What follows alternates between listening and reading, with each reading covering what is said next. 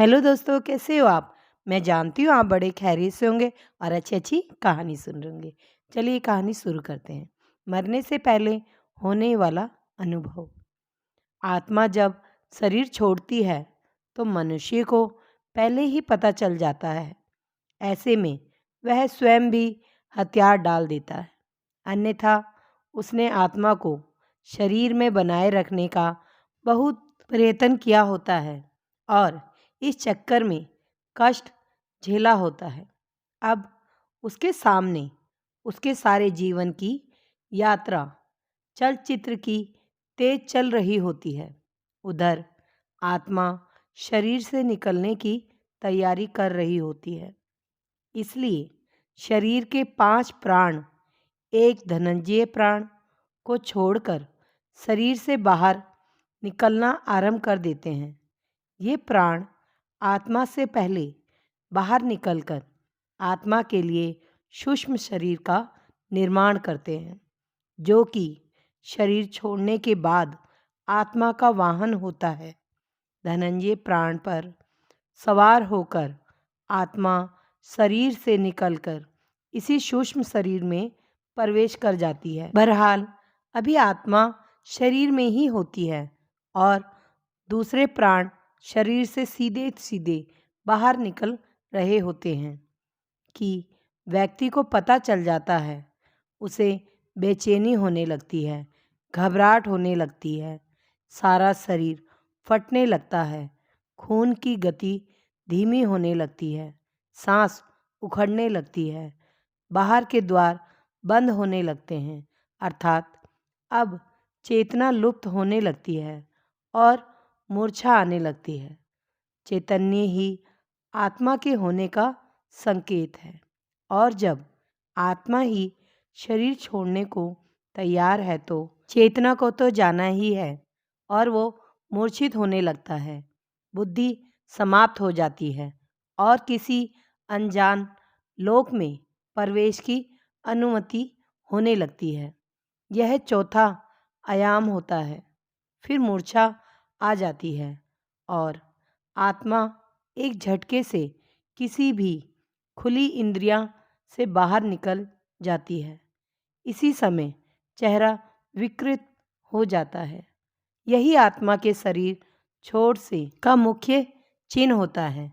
शरीर छोड़ने से पहले केवल कुछ पतनों के लिए आत्मा अपनी शक्ति से शरीर को 100% सजीव करती है ताकि उसके लिए निकलने का मार्ग अवरुद्ध न रहे और फिर उसी समय आत्मा निकल जाती है और शरीर खाली मकान की तरह निर्जीव रह जाता है। इससे पहले घर के आसपास कुत्ते बिल्ली रोने की आवाज़ें आती हैं। इन पशुओं की आंखें अत्यधिक चमकीली होती है जिससे ये रात के अंधेरे में तो क्या सूक्ष्म शरीर धारी आत्माओं को भी देख लेते हैं। जब किसी व्यक्ति की आत्मा शरीर को छोड़ने के लिए तैयार होती है तो उसके अपने सगे संबंधी जो मृत आत्माओं के रूप में होते हैं उसे लेने आते हैं और व्यक्ति उन्हें यमदूत समझता है और कुत्ते बिल्ली उन्हें साधारण जीवित मनुष्य ही समझते हैं और अनजान होने की वजह से उन्हें देखकर रोते हैं और कभी-कभी भौंकते भी हैं। शरीर के 5 प्रकार के प्राण बाहर निकलकर उसी तरह सूक्ष्म शरीर का निर्माण करते हैं।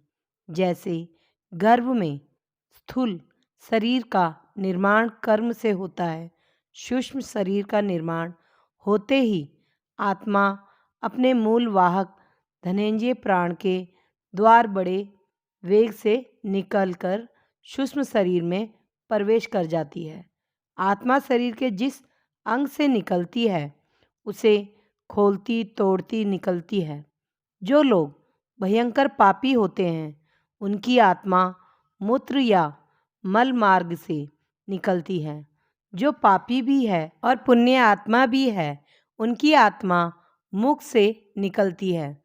जो पापी काम और पुण्य आत्मा अधिक है उनकी आत्मा नेत्रों से निकलती है, और जो पूर्ण धर्मनिष्ठ हैं, पूर्ण आत्मा हैं और योगी पुरुष हैं, उनकी आत्मा ब्रह्मरंध्र से निकलती है। अब तक शरीर से बाहर सूक्ष्म शरीर का निर्माण हुआ रहता है, लेकिन ये सभी का भी हुआ रहता है जो लोग अपने जीवन में ही मोह माया से मुक्त हो चुके हैं, योगी पुरुष है। उन्हीं के लिए तुरंत सूक्ष्म शरीर का निर्माण हो पाता है। अन्यथा जो लोग मोह माया से ग्रस्त हैं परंतु बुद्धिमान हैं, ज्ञान विज्ञान अथवा पंडित्य से युक्त हैं, ऐसे लोगों के लिए 10 दिनों में सूक्ष्म शरीर का निर्माण हो पाता है। हिंदू धर्म शास्त्र में 10 गात्र का श्राद्ध और अंतिम दिन मृतक का श्राद्ध करने का विधान इसलिए है कि 10 दिनों में शरीर के 10 अंगों का निर्माण इस विधान से पूर्ण हो जाए और आत्मा को सूक्ष्म शरीर मिल जाए। ऐसे में जब तक 10 गात्र का श्राद्ध पूर्ण भी होता और सूक्ष्म शरीर तैयार नहीं हो जाता, आत्मा प्रेत शरीर में निवास करती है। अगर किसी कारण वश ऐसा नहीं हो पाता है तो आत्मा प्रेत योनि में भटकती रहती है। आत्मा के शरीर छोड़ते समय व्यक्ति को पानी की प्यास बहुत लगती है। शरीर से प्राण निकलते समय कंठ सूखने लगता है, हृदय सूखता जाता है और इससे नाभि जलने लगती है। लेकिन कंठ अवरुद्ध होने से पानी पिया नहीं जाता और ऐसे ही स्थिति में आत्मा शरीर छोड़ देती है, प्यास अधूरी रह जाती है। इसलिए अंतिम समय में मुख में गंगा जल डालने का विधान है। इसके बाद आत्मा का अगला पड़ाव होता है शमशान का पीपल। यहाँ आत्मा के लिए यमघट बंधा होता है जिसमें पानी होता है। यहाँ प्यासी आत्मा यमघट से पानी पीती है जो उसके लिए अमृत तुल्य होता है। इस पानी से आत्मा तृप्ति का अनुभव करती है। हिंदू धर्म शास्त्रों में विधान है कि मृतक के लिए यह सब करना होता है ताकि उसकी आत्मा को शांति मिले। अगर किसी कारणवश मृतक का 10 गात्र का श्राद्ध ना हो सके और उसके लिए पीपल पर यमघट भी ना बंधा हो सके तो उसकी आत्मा प्रेत योनि में चली जाएगी और फिर कब वहाँ से उसकी मुक्ति होगी कहना कठिन होगा। हाँ, कुछ उपाय अवश्य हैं। पहला तो यह कि किसी के देहवासन होने के समय से लेकर 13 दिन तक निरंतर भगवान के नामों का उच्च स्वर में जप अथवा कीर्तन किया जाए और जो संस्कार बताए गए हैं उनका पालन करने से मृतक भूत प्रेत की योनि नरक जाने से बच जाएगा। मन के दायरे में बाहर निकलकर सचेत होकर जीवन को जिएं, ना कि मन के अधीन होकर। यह शरीर बार बार नहीं मिलता। जीवन का एक पल जो जीवन का गुजर रहा है वह फिर वापस नहीं मिलेगा। इसमें जितना अधिक हो भगवान का स्मरण जप करते रहें। हर पल जो भी कर्म करो वह बहुत सोचकर करें, क्योंकि कर्म परछाई की तरह मनुष्य के साथ रहते हैं। इसलिए सदा शुभ कर्मों की शीतल छाया में रहें। वैसे भी कर्मों की ध्वनि शब्दों की ध्वनि से अधिक ऊंची होती है। अतः सदा कर्म सोच विचार कर करें। जिस प्रकार धनुष में से तीर छूट जाने के बाद वापस भी आता, इसलिए जो कर्म आपसे हो गया वह उस पल का कर्म वापस नहीं होता, चाहे अच्छा हो या बुरा। इसलिए इससे पहले कि आत्मा इस शरीर को छोड़ जाए।